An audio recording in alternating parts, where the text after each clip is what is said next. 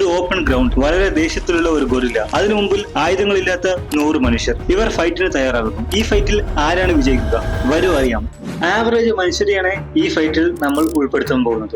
ഒരു മനുഷ്യന്റെ average height 5.11 centimetre ആണ്. ഒരു മനുഷ്യന്റെ ആവറേജ് വെയിറ്റ് 75 to 80 kg ആണ്. യാതൊരുവിധ വെപ്പണോ ആർമറോ അവർ ഉപയോഗിക്കുന്നില്ല. അങ്ങനെ ഓപ്പോസിറ്റ് സൈഡിൽ ഗൊറില്ല, ആവറേജ് ആൽഫ ഗൊറില്ലയാണ് നമ്മൾ ഇവിടെ എടുക്കുന്നത്. ഗൊറില്ലയും മനുഷ്യനും ഒരുപോലെയാണ് DNA കാര്യത്തിൽ. 97% DNA മാച്ചിങ് ഉണ്ട്. സോ ഇതിന്റെ ആവറേജ് ഹൈറ്റ് 5.11 ഇഞ്ച്. നമ്മളിവിടെ സിൽവർ ബാക്ക് ഗൊറില്ലയാണ് സെലക്ട് ചെയ്യുന്നത്. ഈ ആൽഫ ഗൊറില്ലകളുടെ പിൻഭാഗത്ത് സിൽവർ കളറിലാണ് കാണപ്പെടുന്നത്. അതുകൊണ്ട് തന്നെ സിൽവർ ബാക്ക് ഗൊറില്ല എന്നും പറയുന്നു. ഒരു പ്രൈം ഗൊറില്ലയുടെ ഹൈറ്റ് 6 അടി ടച്ച് ആവുന്നു. ഇനി സ്ട്രെങ്ത്തിന്റെ കാര്യം നോക്കുകയാണെങ്കിൽ ഇപ്പോൾ കറന്റ് ആയിട്ട് ഹൈയസ്റ്റ് വെയിറ്റ് തൂക്കിയ മനുഷ്യൻ എഡി ഹാൾ എന്ന ഒരു പവർ ലിഫ്റ്ററാണ്.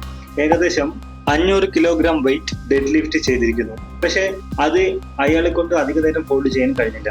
അതേസമയം ഒരു ഗൊറില്ലയ്ക്ക് നോർമലായിട്ട് തന്നെ തന്റെ വെയിറ്റിനേക്കാൾ 20 മടങ്ങ് വെയിറ്റ് തൂക്കുവാൻ കഴിയുമെന്ന് പറയുന്നു. ഒരു പവർഫുൾ ആൽഫ ഗൊറില്ലയ്ക്ക് ഏകദേശം 1000 കിലോഗ്രാം വരെ തൂക്കുവാൻ സാധിക്കും. ഇരുവരും ഈക്വൽ പോലെ ഉണ്ടെങ്കിലും ഈ സ്ട്രെങ്ത് ഡിഫറൻസിന് കാരണം ഗൊറില്ലയുടെ മസിൽ ഡെൻസിറ്റിയാണ്. മനുഷ്യരുടെ മസിൽ ഡെൻസിറ്റിയേക്കാൾ വളരെ അധികമാണിത്. അതായത് അതിന്റെ ഓരോ കിലോഗ്രാം മസിലിലും ധാരാളം ശക്തി മറഞ്ഞിരിക്കുന്നു. മാത്രമല്ല മനുഷ്യരെ കമ്പയർ ചെയ്യുമ്പോൾ ഇവയുടെ muscles fast twitch fibre muscles കൊണ്ട് നിർമ്മിതമാണ്.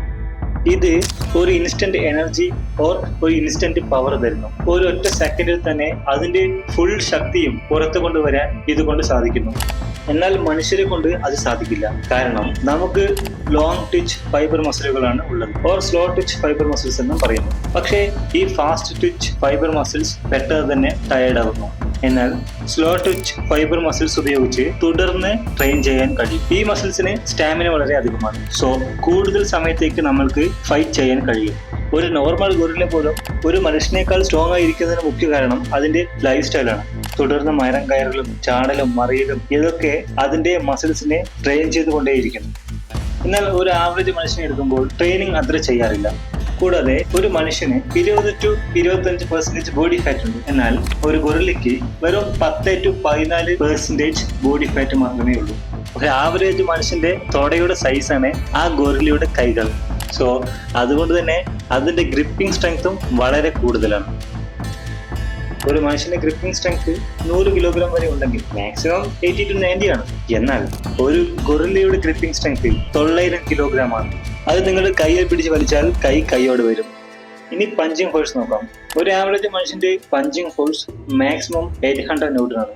എന്നാൽ ഗൊറില്ലകൾക്ക് 5000 ന്യൂട്ടൺ വരെ പോകും. സിമ്പിൾ ആയിട്ട് പറയുകയാണെങ്കിൽ ഒരൊറ്റടിക്ക് നമ്മുടെ ശരീരത്തിലുള്ള എല്ലുകളൊക്കെ അത് തവിടുപൊടിയാണ്. മനുഷ്യരെ കമ്പയർ ചെയ്യുമ്പോൾ ഒരു ഗൊറില്ലയുടെ ബോൺ ഡെൻസിറ്റി വളരെ അധികമാണ്. അതിന്റെ തലയോട്ടി 5 to 10 സെന്റിമീറ്റർ വരെ തിക്കാണ്. അതിലൊരു ഇടി ഇടിച്ചാൽ ചുവരിലിടിക്കുന്ന പോലെ ഉണ്ടാവും. ഇനി ബൈറ്റ് ഫോഴ്സ്, കടിക്കാനുള്ള അതിന്റെ ശക്തിയെ കുറിച്ച് നോക്കുകയാണെങ്കിൽ മനുഷ്യന്റെ ബൈറ്റ് ഫോഴ്സ് 160 PSI ആണ്. എന്നാൽ ഒരു ഗൊറില്ലയുടെ ബൈറ്റ് ഫോഴ്സ് ആകട്ടെ 1300 PSI.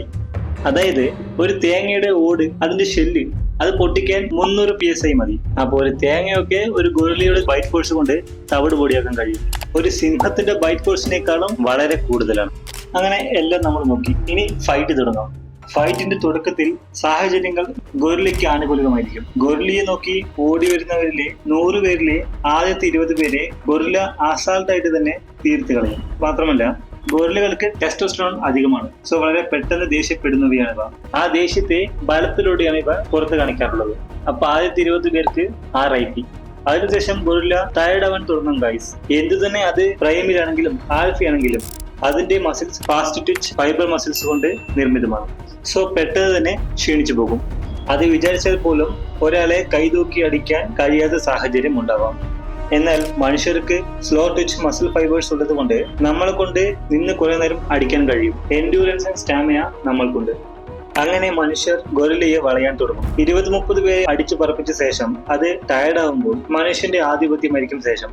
ബട്ട് എന്നാലും വെറും കൈകൾ ഉപയോഗിച്ചാണ് ഫൈറ്റ് ചെയ്യുന്നത്. വെപ്പൺസ് ഒന്നുമില്ല. ഗൊറില്ലയ്ക്ക് ബോൺ ഡെൻസിറ്റി അധികമായതുകൊണ്ട് എത്ര തന്നെ പവർഫുൾ ആയിട്ട് ഇടിച്ചാലും ഇടിച്ച് അതിന്റെ എല്ലൊടിക്കാൻ കഴിയില്ല. ഹെഡിലിടിച്ച് നോക്കൗട്ട് ചെയ്യാനും കഴിയില്ല. ഇപ്പോഴാണ് മനുഷ്യരുടെ മുഖ്യമായ പവർ ഓർ എബിലിറ്റി പുറത്തു വരുന്നത്. Critical thinking. മനുഷ്യന്റെ ബ്രെയിൻ പവർ വളരെ അധികമാണ്. ഒരു പ്രശ്നത്തെ എങ്ങനെ സോൾവ് ചെയ്യണമെന്ന് പെട്ടെന്ന് ചിന്തിച്ച് അതിനനുസരിച്ചുള്ള തീരുമാനങ്ങൾ എടുക്കാൻ കഴിയും. ഒരു ഗൊറില്ലയ്ക്കും ക്രിട്ടിക്കൽ തിങ്കിങ് ചെയ്യാൻ കഴിയും. എന്നാൽ ഒരു മനുഷ്യനെ കമ്പയർ ചെയ്യുമ്പോൾ അതിന്റെ ക്രിട്ടിക്കൽ തിങ്കിങ് ഒരു 5 അല്ലെങ്കിൽ 6 വയസ്സുള്ള കുട്ടിക്ക് ചെയ്യാൻ കഴിയുന്ന രീതിയിലായിരിക്കും. ഗൊറില്ലയുടെ ബ്രെയിൻ ടു ബോഡി റേഷ്യോ 1.8 ആണ്. എന്നാൽ മനുഷ്യന്റെ ബ്രെയിൻ ടു ബോഡി റേഷ്യോ 7.5 ആണ്. സോ നമ്മൾക്ക് സംസാരിച്ച് കമ്മ്യൂണിക്കേറ്റ് ചെയ്ത് ടാക്ടിക്കലായിട്ട് അടിക്കാൻ കഴിയും. അത് തന്നെയാണ് ഈ സാഹചര്യത്തിൽ അവശേഷിക്കുന്ന മനുഷ്യന്മാർ ചെയ്യാൻ പോകുന്നത്. അവർ പ്ലാൻ ചെയ്ത് അടിക്കാൻ തുടങ്ങും.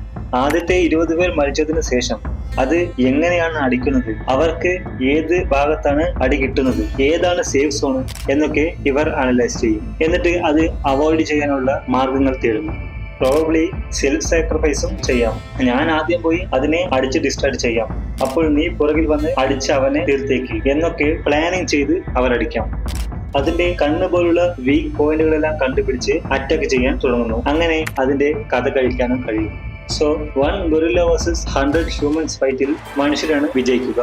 ക്രിട്ടിക്കൽ തിങ്കിങ്, സ്റ്റാമിന, നമ്പേഴ്സിന്റെ അഡ്വാൻറ്റേജ് നമ്മൾക്കുണ്ട്. ശരി, അപ്പോ ഒരു ഗൊറില്ലയ്ക്ക് പകരം 10 ഗൊറില്ല ഉണ്ടെങ്കിൽ ഈ സാഹചര്യത്തിന് എന്ത് മാറ്റമാണ് സംഭവിക്കുക? അപ്പോഴും മനുഷ്യന്മാർ തന്നെയായിരിക്കും വിജയിക്കാനുള്ള സാധ്യത കൂടുതൽ. കാരണം മനുഷ്യരെ പോലെ ചിന്തിച്ചാക്രമിക്കാൻ ഗൊറില്ലകൾക്ക് കഴിയില്ല. സോ ആ എല്ലാ ഗൊറില്ലകളും കുറച്ചു പേരിൽ മാത്രമായിരിക്കും ഫോക്കസ് ചെയ്യുക. ആ സമയത്ത് എല്ലാ മനുഷ്യരും ഒരുമിച്ച് അതിനെ വളച്ചിട്ട് അടിച്ച് ജയിക്കാൻ കഴിയും. എന്നിരുന്നാലും റിയലായിട്ട് ഈ ഫൈറ്റ് നടക്കുമ്പോൾ ഇതിന്റെ ഔട്ട്കം മാറാനുള്ള ചാൻസും ഉണ്ട്.